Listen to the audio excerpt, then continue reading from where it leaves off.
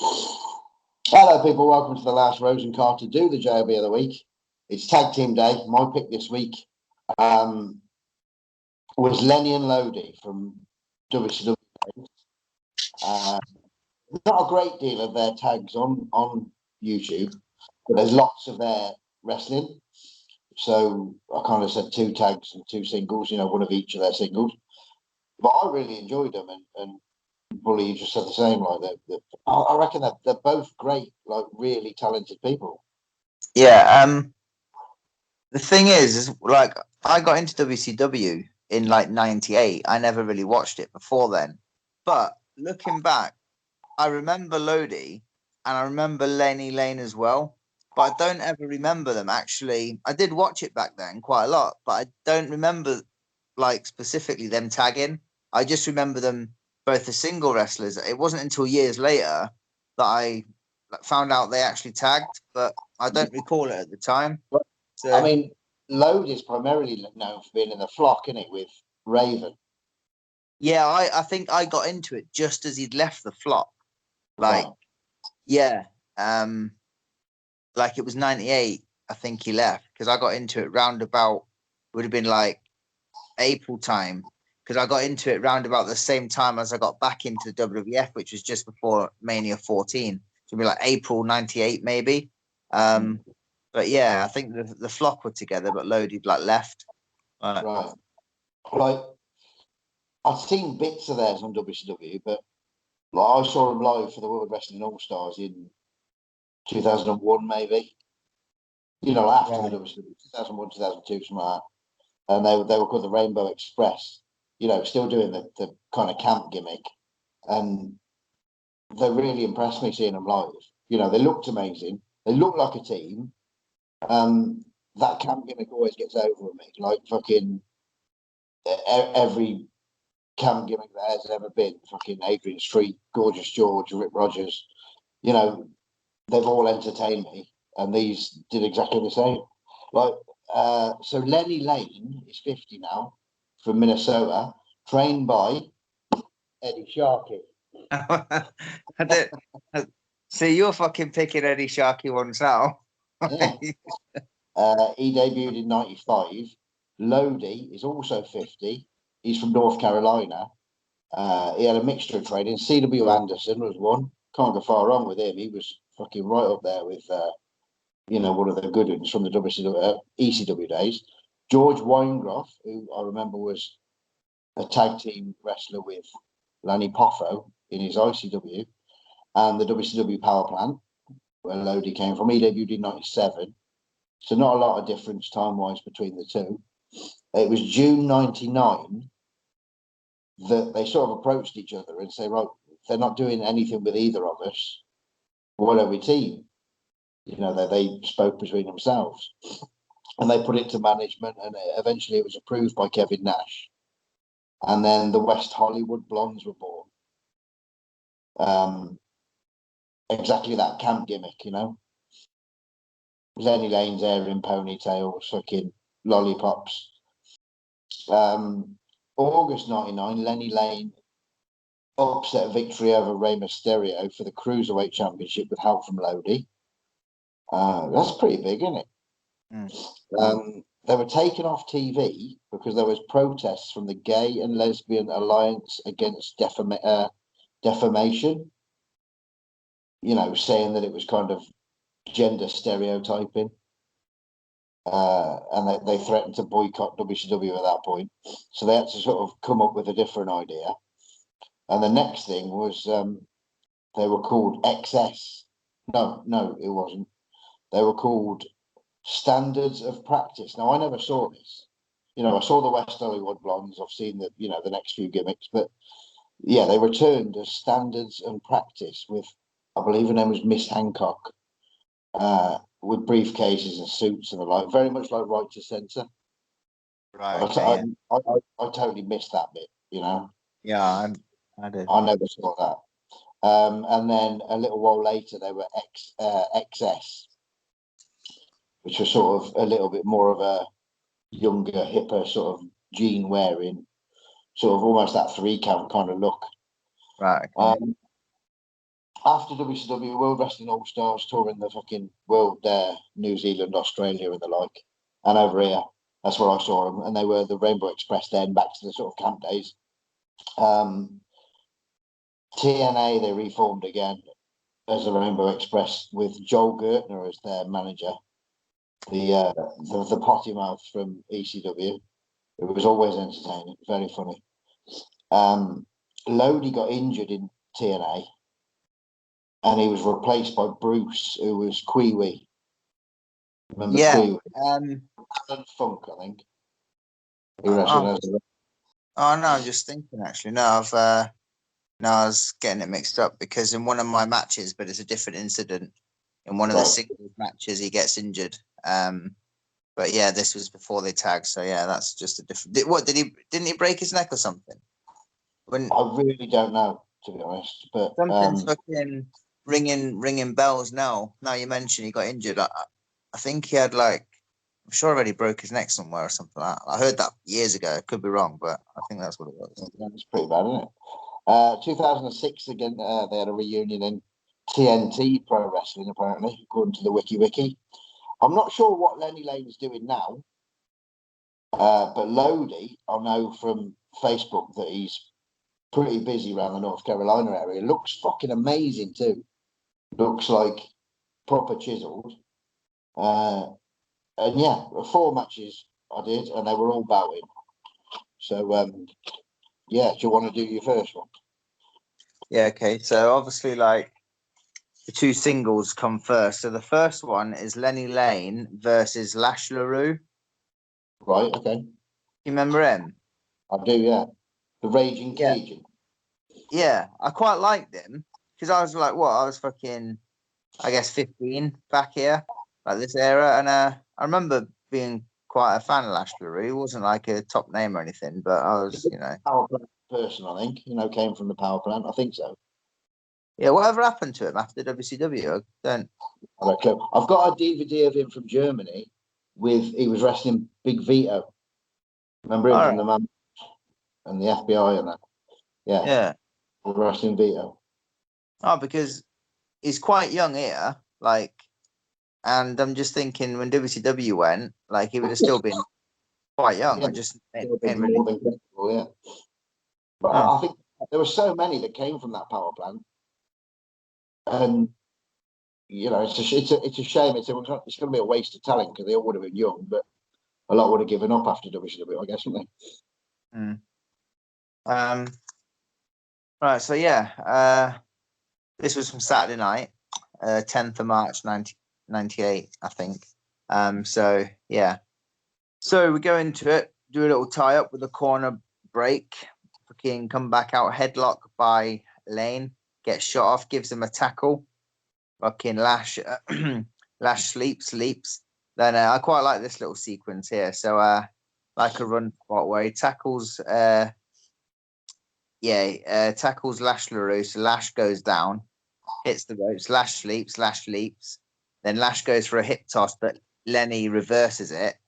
Then goes for a hip toss on Lash, but Lash lands on his feet. And then it was like this match was I enjoyed it, but the psychology was just not there. The psychology was, there's a couple of things in it that I'm thinking, what's going on in here, but the actual fluidity of it flowed well and it looked nice. It was almost like a fucking indie match, but all them years ago, that's what it reminded me of. Yeah, but because after Lenny reverses the hip toss, gives Lash it. Now, when Lash lands on his feet, he picks him up for a fucking. I thought he was going to go for a aeroplane spin or something, but so he's got him in that position. But he gives him kind of like a Death Valley driver, but instead of going to the side of him, he kind of spins and he goes in front of him and he sits down with him. You know what I mean? It's kind of what do they call that? Like Michinoku driver kind of gimmick. Kind of thing, but he ends up in the same position as a Michinoku driver. But you do that from a body slam, don't you? Yeah. And go up. But from this is starting up there. Yeah, I don't know what it's called. I've taken it plenty of times, but yeah. Anyway, he hits that, and I'm thinking, fucking hell, that's a finish right there, isn't it? But he don't even go on for the cover. He just fucking like he literally, after he's hit that Death Valley Driver type move, Lash goes to the outside of the ring, waiting for him to get up to go for like a springboard move from the outside in, which I just thought was a bit odd because it's a fucking hell of a move to hit like that early on, like, you know. But anyway, he goes for the springboard from the outside, and then he catches him in midair and hits a power slam, boom, and then so I'm thinking now, like after Lenny's caught him in the air for the power slam, I'm thinking, right, that's got to be the cutoff now. And then like he picks him up, and then like Lash just starts fighting back straight away. So I'm thinking, where are we going with this? And then what happens is I'm thinking, okay, the power slams are cut off. Lash fights back, and then Lenny pokes him in the eye for the cut off. So there we go. So it's like, so then that's the heat starting there. So Right. it was just a bit wayward with the the how things were going. But anyway, Lash does try to fight back a little bit here and there. Hits the sunset flip at one point for a little comeback, and then towards the end, Lenny goes for a bulldog out the corner, like so he whips him in and then goes behind him and runs for the bulldog, but Lash fucking just pushes him off and he crotches himself in the opposite corner, but it looks stiff as fuck and like literally looked like it castrated him. And then Lenny just fucking drops down and he's like folded in half, like selling every fucking bone he's got, because it looked pretty fucking brutal, to be fair. So and then Lash goes on top for a drop kick. I thought that was actually the three there, but a near fall, real near fall. And then they turn it into Lenny getting back on top, but hits the old full Nelson, kind of like the stroke that Jeff Jarrett done, that kind of thing. Yeah, going forwards. Yeah, from like the full Nelson though, like a full Nelson front slam thing. And that was the finish there, 3. It was okay. Like the psychology was all over the place and shit just looked a bit odd to me, but it was really, really smooth though. But yeah, it was okay. It wasn't too bad, to be fair. So there we go. That was the first one. Boom. Mine also WCW Saturday night. I haven't got a date on it though, so I couldn't tell you. I can only sort of guess it was 98-ish. Lenny Lane, babyface Lenny Lane, trunks Lenny Lane, and typical white meat babyface kind of looking, versus Brad Armstrong as a villain. Now I was always in and out of WCW at this point, only watching occasional WCW. So Brad Armstrong as a villain was fucking shocking for me to see, to be honest. I was like, oh shit! I thought it was two baby because Lenny Lane came to the ring first, or babyfacey, and I thought, okay, two baby faces, because they did that on Saturday night now and again, didn't they? Yeah. Dusty Rhodes and Tony Schiavone are commentating.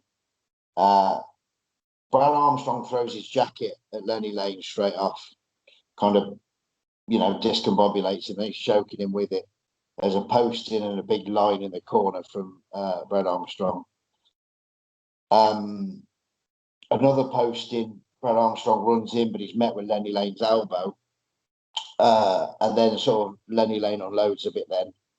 There's an up and over where they catch the legs and sort of Lenny went to one way and sort of Brad Armstrong did the flip. Right, yeah. Brad's out the ring then and sort of slows it all down. He's like, no, fuck this, let's chill, Bill. Back in, it's kind of starting fresh. Brad Armstrong offers the test of strength, but goes for the kick.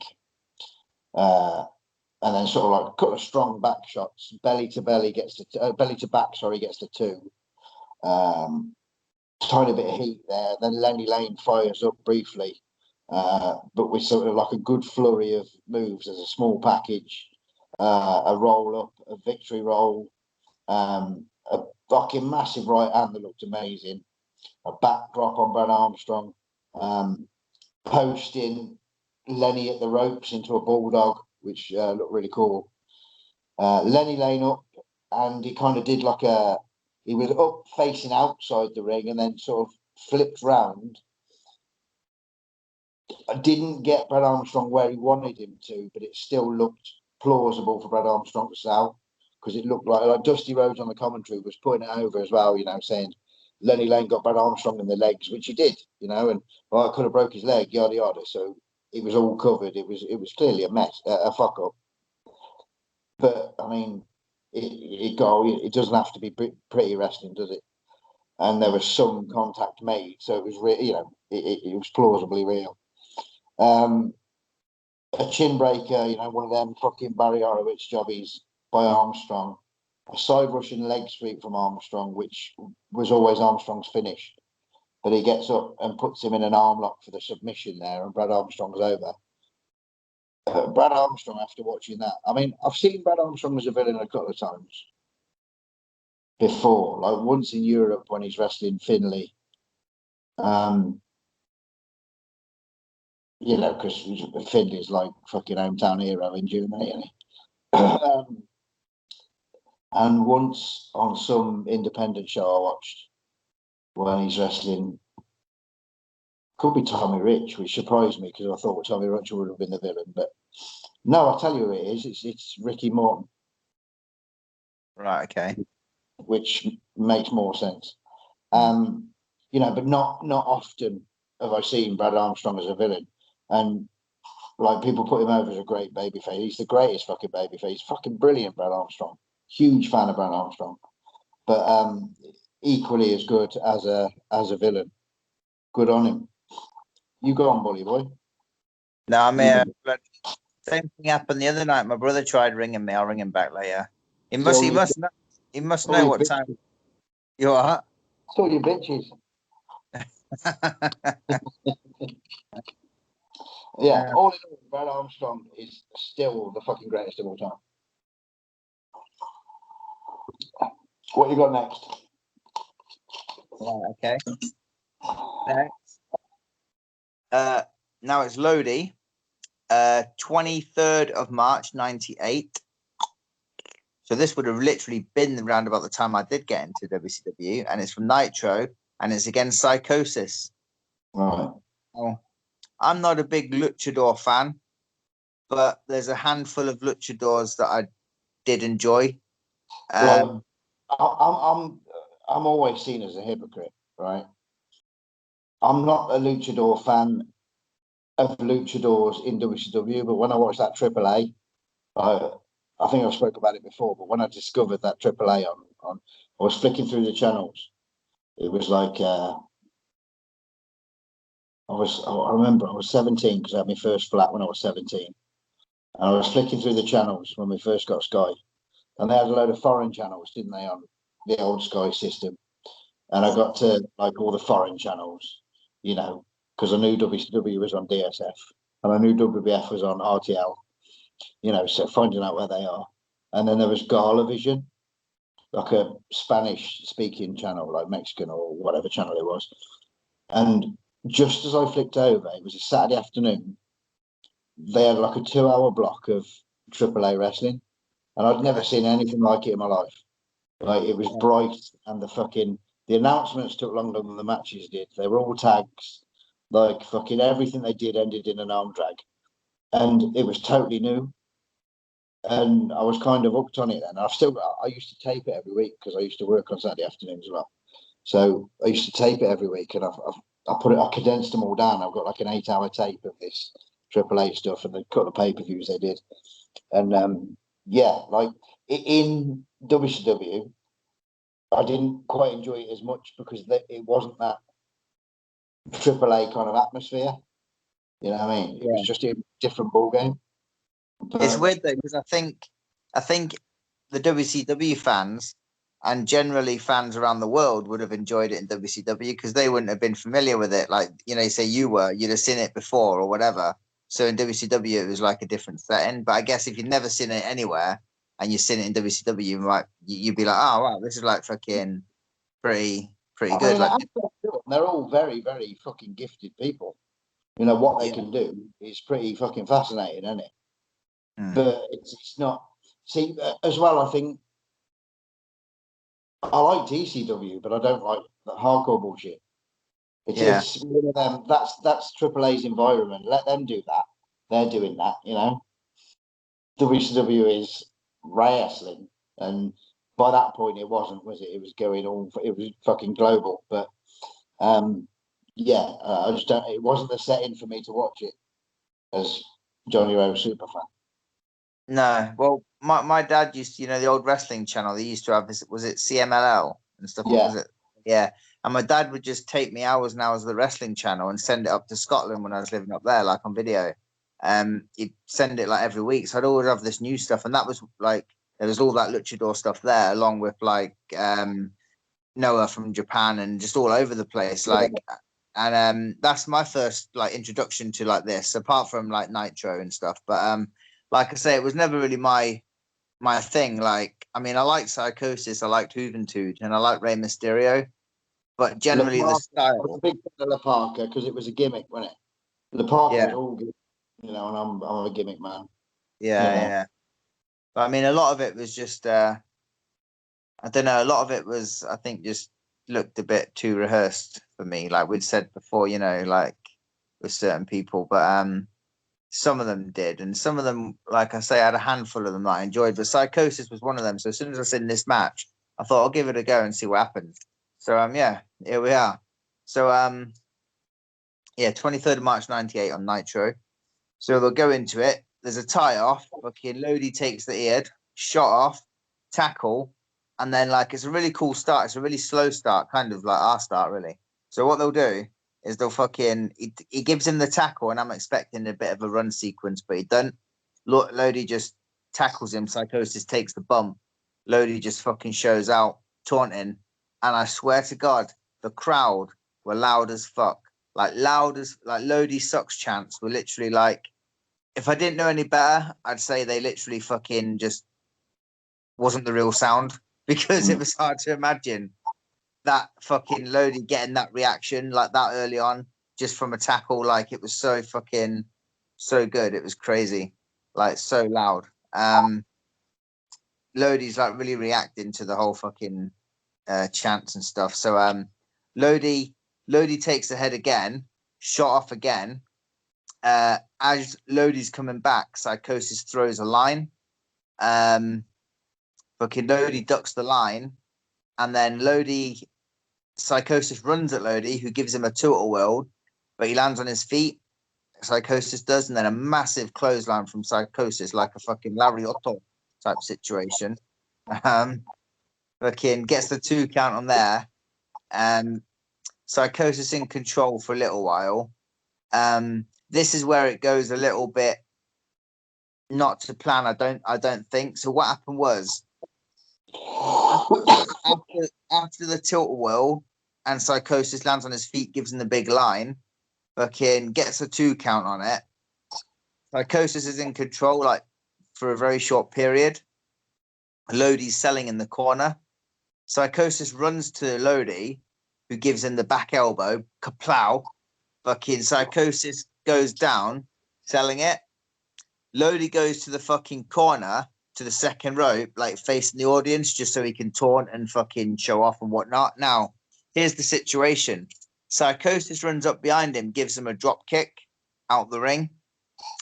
And then after I was reading the comments, like in the fucking, the comment section, and somebody commented saying Lodi like broke his ankle in this match. So I'm looking out for that spot where he breaks his ankle. I thought originally it was the drop kick over the top as Lodi goes to the outside, but I don't think it was. But after that, Psychosis goes to the apron, hits a massive like moonsault springboard from the apron, like from the ropes, boom to the outside, lands on Lodi, and I can kind of see as Lodi goes down, his ankle looked a bit fucking iffy, and from there on it, you can tell he wasn't right. He was fucked. They literally go back in the ring. They go back in the ring. Psychosis hits that front face suplex, like front buster thing, and then he goes to the top rope for the leg drop, like which is his finish, like the top rope leg drop. It's only like 4 or 5 minutes, but there's no way that would have been like the planned finish. Like especially if he fucked his ankle, and literally Lodi didn't have fuck all else like in that match. And I don't even know if Psychosis was meant to go over. I don't know, but it was just.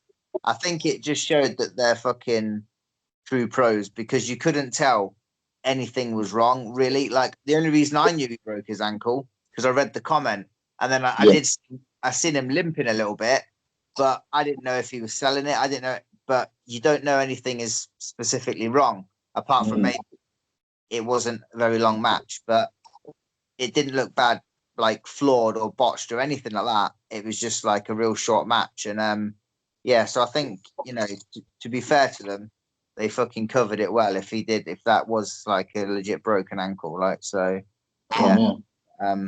yeah, definitely, it was.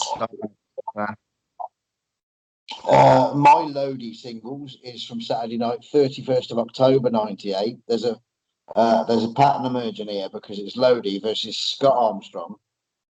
We've had Brad's, now we've got Scott. Lodi comes out with the signs. One of them says Saturdays were made for Lodi. Other says Lodi rules. You know, he's got several of these big signs. Lodi takes the edge straight off. There's a top wrist lock attempt by Scotty Armstrong. A couple of hammerlock exchanges. Drop toe hold by Scotty Armstrong. Back to the arm exchanges then. Lodi to the ropes. Lodi swings a punch. Scott blocks it. There's a whip. Hip toss reversal. Bosh. Over goes Lodi. He's out the ring. Grabs his sign again saying Lodi rules. Gets fucking good heat on that. Lodi in. Kick. Pole driver attempt on Scott. Scott Armstrong backdrops him. Bosh. Armstrong whips him in for an elbow. Sends Lodi head first into the buckle a few times. There's a slam, a big elbow drop. Some more heads in the buckle. Couple of shots to the belly. Scott's a fucking great babyface too. Often the forgotten Armstrong brother, I think, but another good one. Like, there ain't a bad Armstrong here, you know. Scott Armstrong takes the arm. Lodi pokes him in the eyeballs and just fucking windmills him a little bit. There's two fucking great right hands from Scott Armstrong.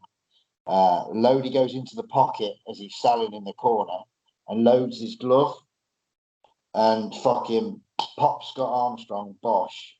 That's the finish. Another very enjoyable match. Anything with the Armstrongs in is good by me. You know, Lodi fucking Audi's end up lovely here. Cracking match. Boom. Well, you've probably done this match, to be fair. This is my next one, match number 3.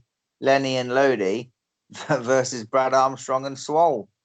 Yes, I did, because there's a pattern.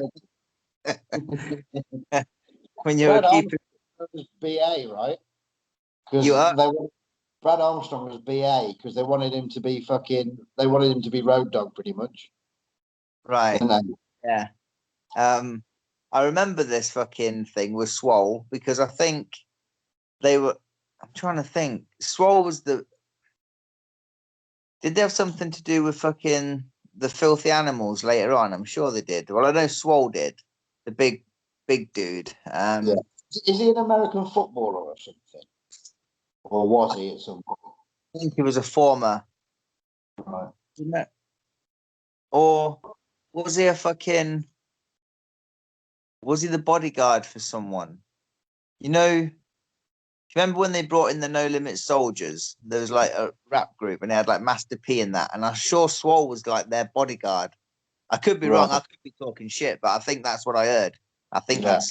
It's such a sketchy time for me in WCW that, you know, a lot of it, I've seen individual matches, but not the whole show, so you know what's going on. You know, the matches I'm familiar with, but the stories and the fucking who's who, it just confuses me. Yeah. Do you want to do this one or?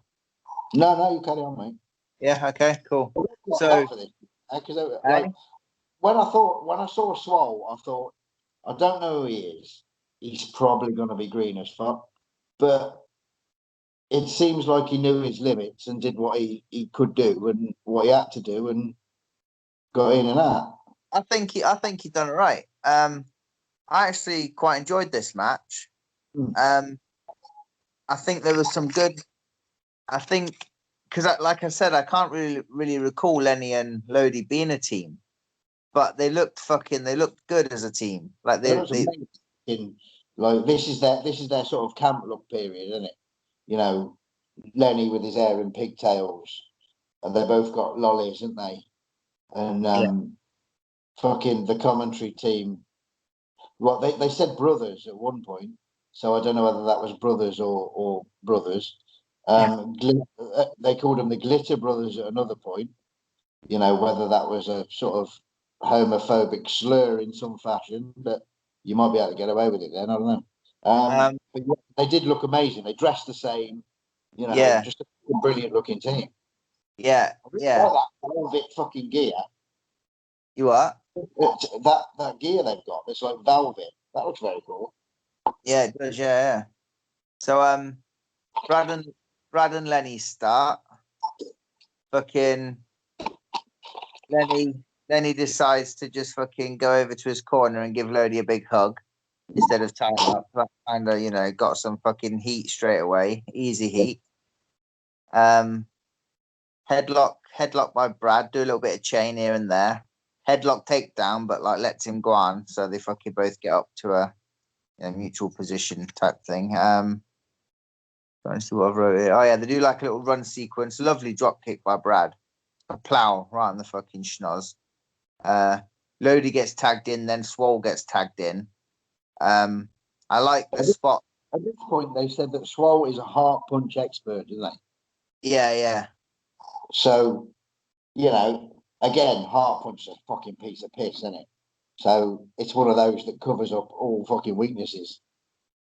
And they put it over real well. Yeah. It's all very well done. For 99 WCW, which is not really known for fucking being the most well booked of WCWs, right? Yeah, I think 98 WCW wasn't wank. Like it wasn't like 2000 WCW was fucking awful. But I think 98 wasn't terrible. I don't think it was questionable, but it was before Russo went there. But it wasn't 99, isn't it? Like, is this the Russo period yet? This match. What? Oh, is this 99? 8th of May 99. Yeah, my bad. I wrote 98. Yeah, no, this is 99. Yeah. 99. I think it might have just been before Russo. I think Russo, or it could have been, I don't know. I know Russo was there, but 2000's got a shit smear smudged all over it.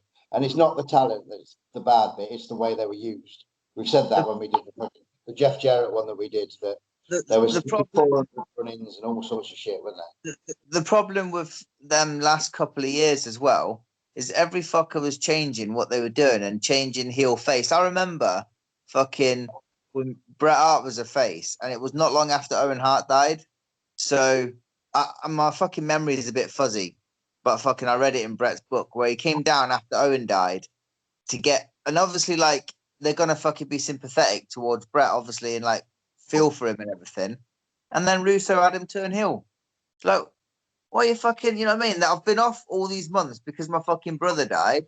I come back and you want me to be like, fuck you kind of thing. It's like, it just like, and then he was fucking face again and then heel again. And a lot of people done the same shit. Like, and then they had like the silver and black NWO. What the fuck is that about? Like, you know what I mean?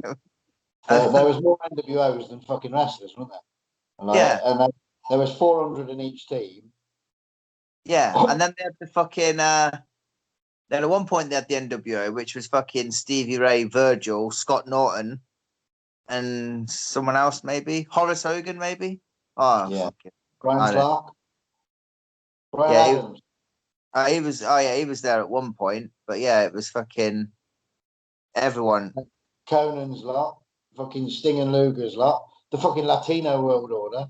The fucking surprised there wasn't a referee's world order. Just like they... that fucking that 4 that I was on about was like, I think that was just, I think it might have been after all of that, or before the silver and black one, but like literally when the NWO is finished and gone, like they'd bring it back and do another kind of angle with it. Like the original angle was good. It was a good storyline back in '96. Yeah. You know, but it had a reason. It had a purpose. Like, you know. But Yeah. anyway.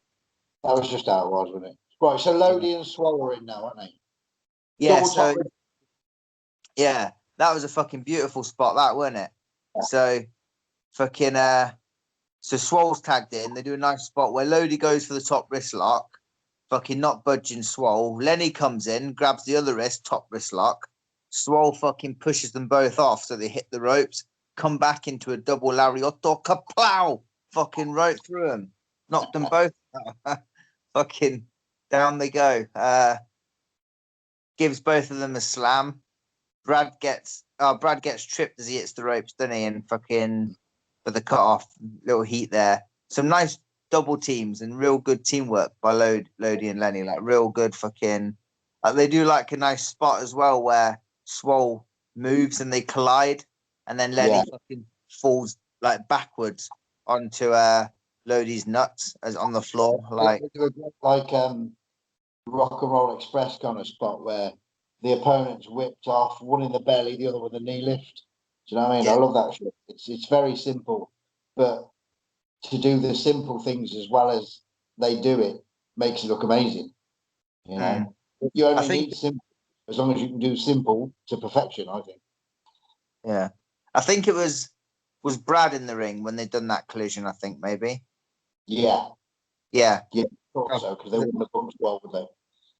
And I've put Swole's tagged in now, so yeah, Swole gets tagged in after that. And then he's just cleaning house, then he kaplow.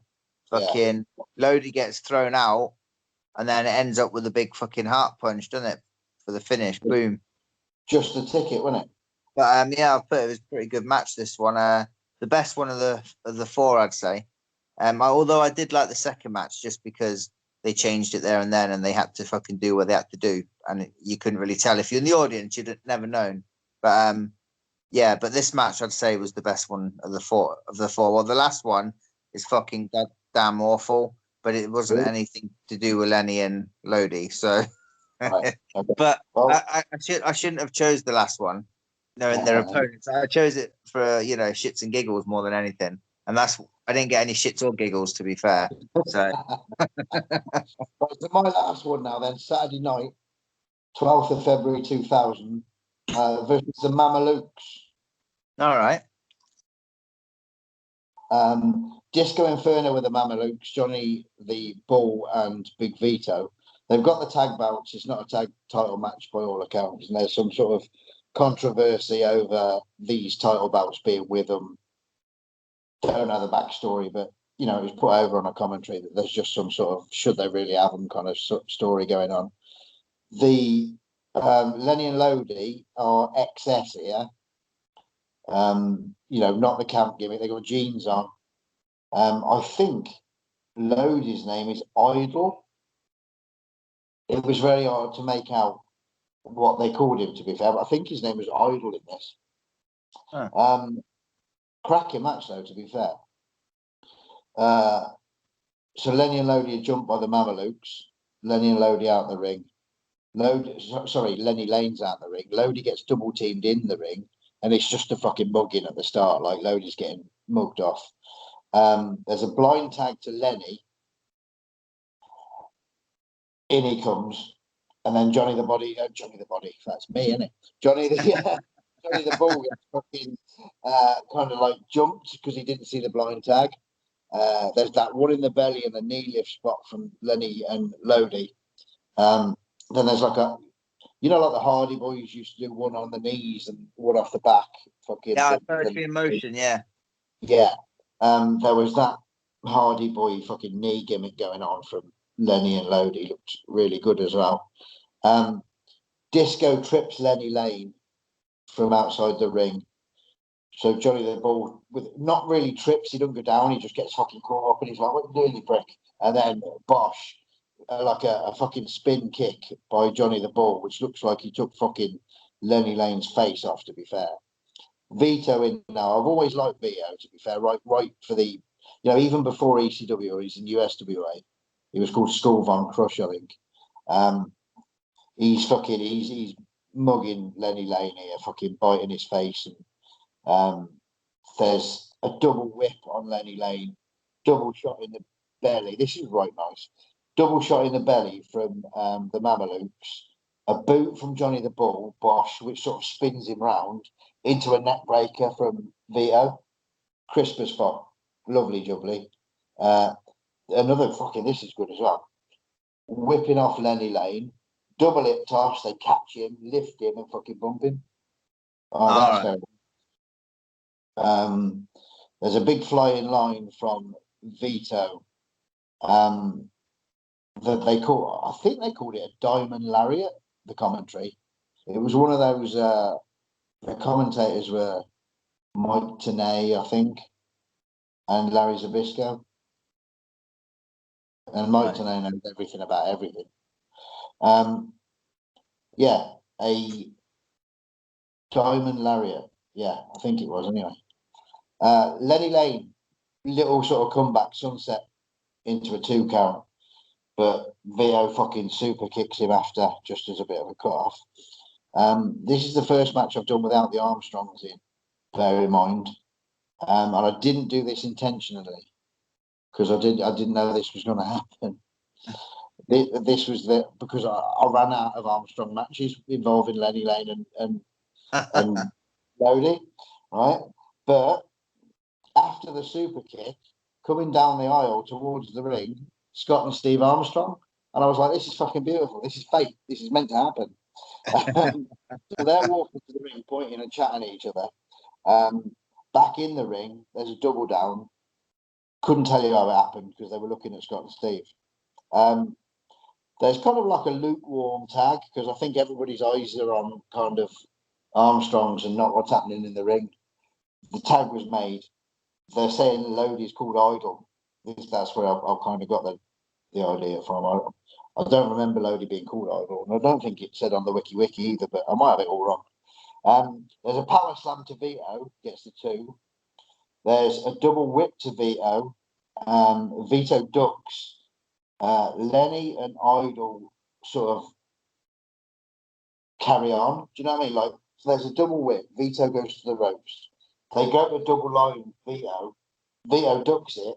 Lenny and Lodi carry on. The Armstrongs do the fucking old low bridge and they go over. Bosh. So Lenny and Lodi are out the ring now, and they're getting attacked by the Armstrongs. DQ, right? Disco come trying to flank the Armstrongs, and the Armstrongs fucking nail Disco as well. They're like, whose side's fucking Armstrongs on? There's a big brawl round the ring between XS and the Mamelukes, and the Armstrongs are in the ring, fucking lapping it up like everyone's fucking battering each other. But yeah, it was a very nice match indeed. And the fact the Armstrongs were there at the end just made everything fucking peach for me. In the last, I was to be fair, I was gutted when I was looking through the matches, thinking I want one more, like with any Armstrong, you know what I mean? And I hadn't had Steve Armstrong yet. Boom, ideal. And when they came out, it was fucking peachy. Yeah, good shit. You've got one more in you. Yeah. You've got your bad one. Yeah. This was another match where they called them brothers as well. So I don't know if like what's going on. I never fucking thought that they were meant to be. But anyway, this one is from Nitro, 13th of September 99, I think. Right. I don't know why I chose this one. I thought I'd have a laugh, but it's against the Insane Clown Posse.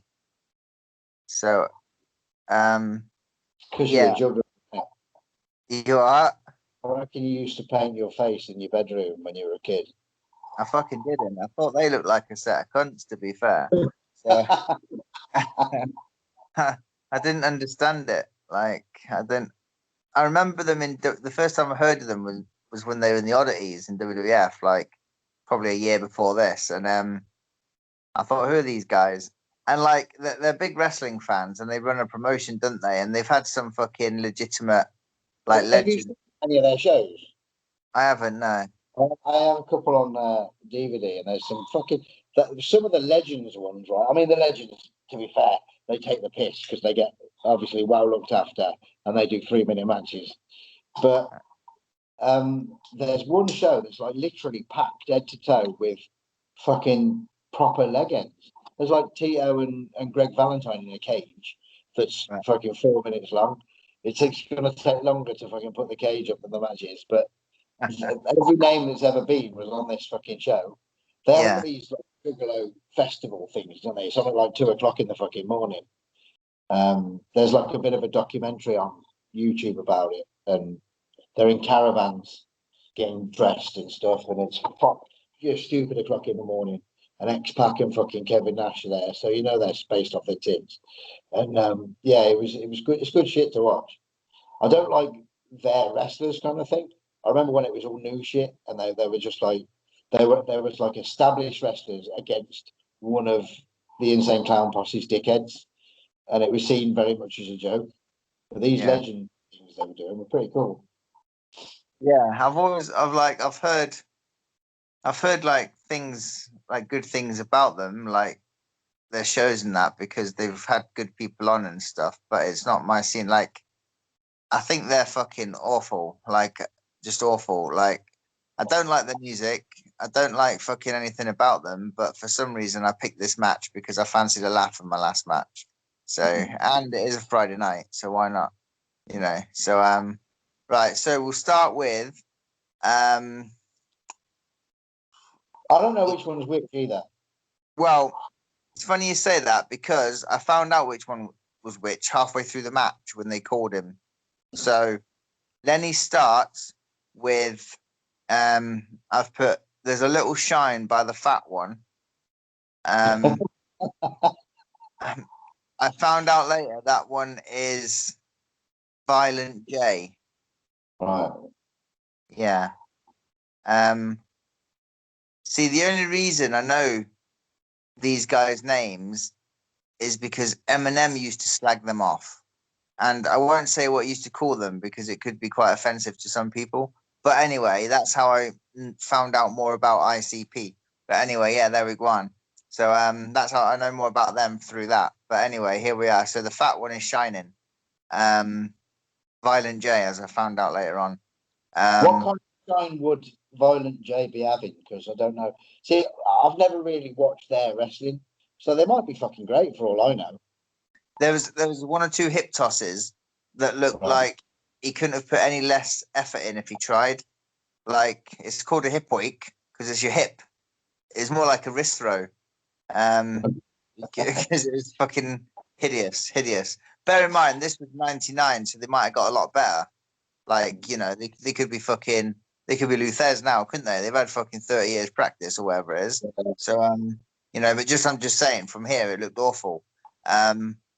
Yeah, finally, the skinny one comes in, Shaggy Two Dope. Great name. Fucking brilliant. I might change my name to Johnny Two Dope. So yeah, Shaggy Two Dope's in.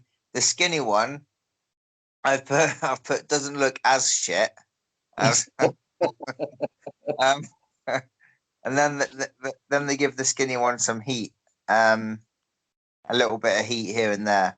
Lenny holds him on the apron. Lodi runs in, he moves, he cracks Lenny, kaplow. Then they go into the hot tag. Violent J dash the fat one comes in on both, just fucking taking care of them, cleaning house. All four are now in at one point. They do a double 10 punch in the corners. Boom, boom, boom, boom, boom. Then I quite like this spot, to be fair. I got to be honest. They do like I don't think they should have done it straight after the double 10 punch because they should be knocked silly, shouldn't they? But they whip the fucking Lenny and Lodi into each other, and in the middle they just stop each other, and then they just like hug in the middle. But I don't know because they'd probably be a bit fucking, a bit knocked silly. But they just stop and they've recovered now and hugging each other, and then they do take control temporarily after the little hug, just a little bit Shaggy 2 Dope and Violent J. Then they get rid of the fat one, Violent J. And then they, then, then they hit a double DDT on the skinny one. Shaggy 2 Dope. Now fucking that should have been the finish there and then. Kaplow, like fucking double DDT. A fucking single DDT should be a finish in my book. But yeah, a double one gets a near fall. Skinny one kicks out. You know, great resilience there by Shaggy 2 Dope. He's an athlete as well. You can tell he's an athlete. Yeah, it's like Athlete's foot. You are. Athlete's foot. He's like a young Ricky Morton here with his resilience. Yeah. Lenny. Now this is the finish. Like, you see, I don't know what the fuck happened here, but like, if it was meant to be the finish, like, I don't know. You can maybe help me out on this fucker. So Lenny picks up the skinny one, Shaggy 2 Dope, for a suplex. So he's got him up in the air like a fucking bulldog style-y, British bulldog, like a vertical suplex. I'm thinking like Lodi's gone to the top rope, so I'm thinking he's going to give a crossbody to Shaggy 2 Dope, and Lodi's going to fall back with a fucking like the old fucking just a finish, nice double team finish. So anyway, it's fucking Lodi's the one with the suplex. So it's Lodi's the one off top. So it's Lenny Lane's got him in the suplex. Lodi goes off top. Now I'm thinking, like I say, he's just going to give him a crossbody for he's in the suplex position. But what happens is, as he leaps off the top, he doesn't get Shaggy 2 Dope at all. He literally like collides with Lenny Lane. And then he hits Lenny. And then like the fucking Shaggy 2 Dope covers Lenny for the 3. So like I guess it was meant to happen and that was the finish. It just looked a bit funny to me because unless they were like setting up an angle where Lenny and Lodi would be falling out and things were going a bit guanin, so it would make perfect sense. It wasn't a swerve, it was just a confusing fucking finish. Yeah, like I mean, it could have been it could have gone perfectly. Like, it could have gone exactly how they wanted it to go. And it possibly did go that way. It just from looking on, it just looked odd. But saying that, if it was a botch and it was a fuck up, then surely the fucking the ICP wouldn't have won. You know what I mean? If it was a fuck up, he wouldn't have covered him and got the 3 there. It was just weird. But like I say, I think maybe they were working to an angle where Lodi and Lenny were going through like a bit of a bicker. Yeah, so maybe it all went to plan and that was the actual plan. So I don't know. But the match itself was pretty wank, but that was mainly Violet J not looking very good. And Shaggy 2 Dope looking a little better, but still not very good. All in all, though, fucking ICP aside, in general, Lenny and Lodi were fucking about him, weren't they? I've wrote under the whole thing. I've wrote great team though. Like they really did look like a good team. I think they would have been a good team in other eras as well. It was just a shame that they were towards the tail end of WCW and they didn't. You know what I mean? I guess they didn't have a whole lot of as good as they done. As they look great as a team, but I mean, it's almost like they're maybe 15 years too late. Yeah. Because imagine Lenny and Lodi, the sort of Rainbow Express pink lollipops and fucking pigtail gimmick. They were almost the Rock and Roll Express types. They were almost fucking Billy and Chuck before Billy and Chuck. Like, Well, Billy and Chuck wasn't one of those stereotypes, was it? No, not as much, but they were a very It was similar. just a gay. You are, It was just a gay couple, that weren't it? Really, Chuck and Billy. yeah. But no, I quite like. I like the team. I haven't seen a lot of them. This is probably the only 2 matches I have seen of them because, like I said, I don't recall them. I enjoyed them all, and anything with the Armstrongs in fucking wins my book. Brad Armstrong fucking ticks every box for me. There we go. Yeah, that was them. Monday's your singles pick, innit? Iceman King Parsons, very fucking out of the box, that one. It was. Yeah. But he was fucking legendary everywhere. Well, like Texas, he was huge, wasn't he? Yeah, you know what? I didn't. Tannehill. You what? Sorry. Babyface Tannehill. Yeah, well, I seen him as like a face in like in Mid South, wasn't it?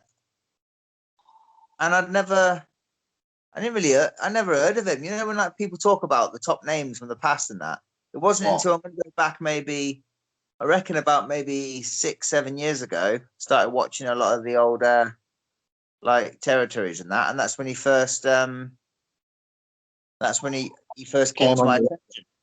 He would have been on, you know, those USWA videos you've got. He would have been on some of them, I'd have thought.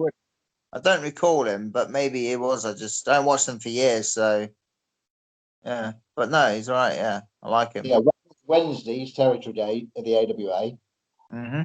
Like there's literally there's 20 years to choose from there. Oh yeah, that'll be good in that though. That will be good. Friday's your tag pick next week. Where are we going? What are we doing? Are you ready for this one now? You I'm thought strapped in. it's probably not quite as obscure as fucking Lenny and Lodi, but it's We can probably get more obscure than Lenny and Lodi. If it's the ICP, we're never doing these again. definitely not. I'd retire. I'd relinquish my podcasting duties. You're saving Shaggy 2 Dope for your singles pick, ain't you? Yeah. And then a fortnight later, Violent J. Yeah. Right. So I'm gonna go with a team who, like, on their own, are fucking. I think they're both extremely talented. As a team, I thought they were very, very good as well. They made their fucking name in a promotion I'm not a huge fan of, but as a team, I think there should be some good footage out there. So I'm going to go with the Eliminators. Right, being ECW team. Yeah. Yeah. They did other bits as well, like they were around before, you know, USWA Yeah. in mid-90s period was pretty much their first kind of prominent TV role. Yeah, that's what I'm saying. Was it USWA? I seen them on not that long ago. You are? Perry Saturn had hair back then. Yeah, there was something I watched. I think it was on one of our podcasts. It might have been a singles guy. There was a fucking, what promotion was it? And there was someone talking about a team. Was it? And fucking, they mentioned the Eliminators, and this would have been before ECW. So that's when I knew that they'd been around as well. But I'm just saying ECW's, I guess, where they're fucking famous from, really. It really is. Yeah. I mean, I don't think they did I mean, Perry Saturn was in WCW, but Cronus wasn't really the traveling type, was he? So, yeah, I know. I like that because it's different, isn't it? Yeah, it's different. But they were a good team when I didn't like ECW, but I enjoyed watching them. I just thought they were a well polished team. I thought the stuff I've seen, they looked all right. So, Gosh, Bing, right.